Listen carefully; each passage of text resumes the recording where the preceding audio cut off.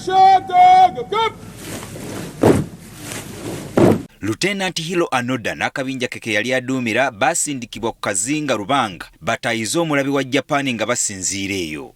Hiro Anoda ne banne babeera mu nsiko okutuuka mu mwaka ogwa 1974 wadde nga Ssematalo owookubiri yakomekkerezebwa mu mwaka ogwa 1945 era nga babeerangawo ku mmere enzibe n'okutulugunyanga abatuuze ku kazinga kano. Byajja bitya? Katutandike. Mwana mulenzi Hiro Anoda yazaalwa mu mwaka ogwa 1922 mu kiseera kyekimu nga ne ssettendekero w'Amakerere atandikibwa wano mu Uganda.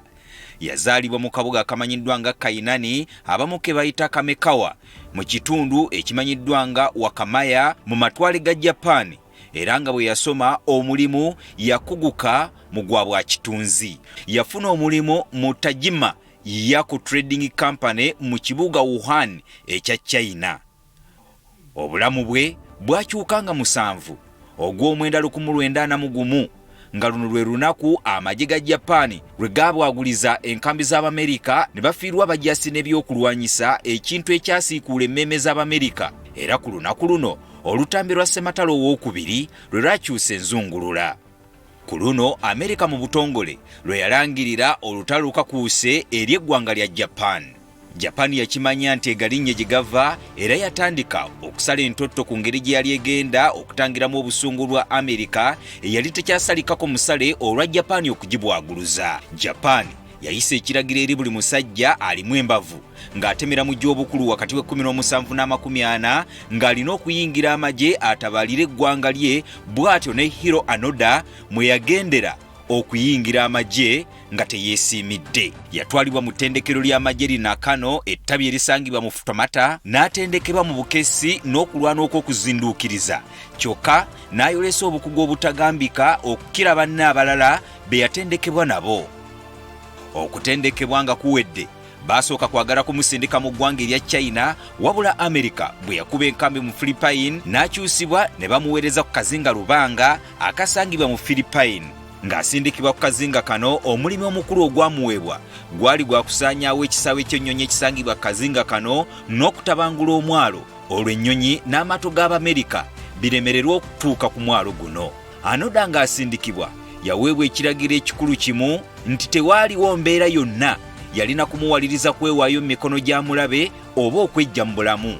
Ekiragiro kino ye Kanaaluzaala eyaviirako omujaasi ono okulemera mu nsiko emyaka 30 wadde nga Ssematalo yali yaggwa dda. Ekyennaku Anoda ng'atuuse ku kizinga Lubanga yasangayo abajaasi abaali bamusinga amadaala ekintu ekyamukaluubiriza mu nkola y'emirimu era n'alemererwa okugituukiriza obulungi. Kino kyawa omwaganya Abamerika n'abajaasi ba Philippine okweddiza ekizinga kino ng'ennaku z'omwezi 28 Februari 1945 era mu kiseera kitono nnyo abajaasi bonna abaamukwasibwa battibwa abalala ne beewaayo mu mikono gy'Abamerika n'asigazaako basatu bokka: Private Yuchin Akasu, Corporal Shoiki Shimada ne Private Kinshiki Kojuka. Era ng'emmundu emukeese yaddukira ku nsozi ez'akazinga kano okusobola okutaasa obulamu. Ono yasinziiranga mu nsozi zino n'ajujubya ebyalo n'amagye ga Amerika n'okulumbanga poliisi ez'omu kitundu n'azisesebbula olwo n'adduka n'addayo mu nsiko okwekweka. Ono okusobola okubeerawo babbanga mmere y'abantu naddala omuceere, amatooke, ebinazi n'enfunda eziwera babbanga ente ne beeriira kanyama.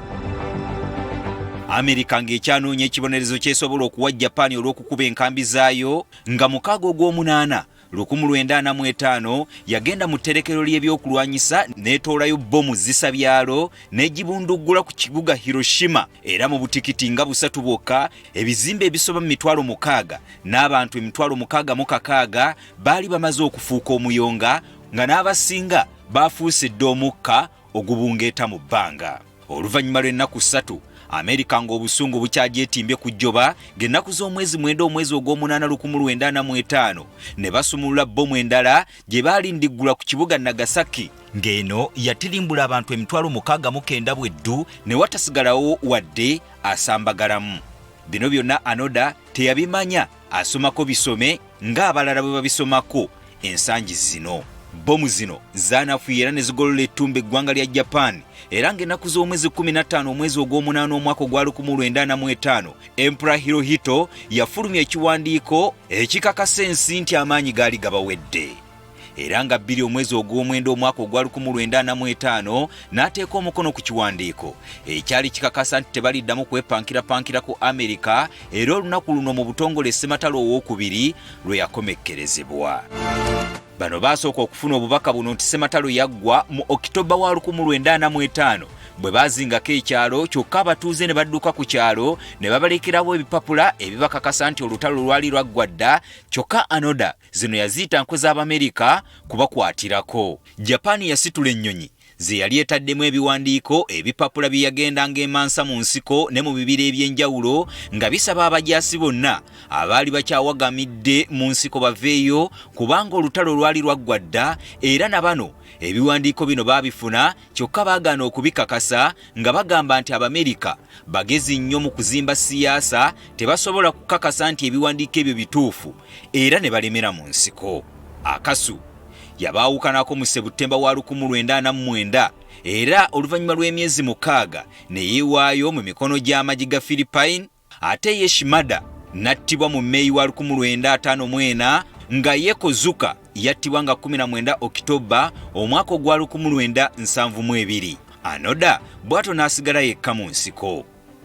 Okumanya ono yali mumalirivu yasigala akola ennumba ez'enjawulo ku bantu ba bulijjo n'okulaga ensi nti yali akyaliyo mu nsiko ng'alwana. Kumukkirizisa okuva mu nsiko basooka kunoonya Lieutenant General Shuju Yokoyana eyali yamuwa ekiragiro okugenda ku kazinga Lubanga nga mu kaseera kano General ono n'ebyamagye yali yabinnyuka dda nga yaddadda mu mulimu gwa kutunda bitabo naye baamunoonya agende asobole okujja omujaasi wa Japan eyali alemedde mu nsiko. Anoda oluvannyuma yakkiriza era ekiso kye ekimu ku bintu eby'omuwendo bye yalina mu nsiko n'akiwaayo eri omukulembeze w'eggwanga erya Philippine Ferdinando Marcos nga 11 Ogwokusatu 1974 kyokka nga Ssematalo owookubiri yakomekkerezebwa dda nga 2 Septemba omwaka ogwa 1945. Obwo bwe bukulu bw'ebiragiro ebiweebwa bamukwata mmundu abo kale bw'omusanganga n'akugamba nti order from above munenye katono kubanga mu kiseera ekyo yandibanga asitudde ekiragiro kya mukama we kyatayagala kusobyamu wadde akatono ng'okuteekamu endowooza ye kyandimuzaalira ebitukula Makayi byazaalira ku nsiko. Bulijjo weekuumire mu kumanya. Nze Gerald Damulira.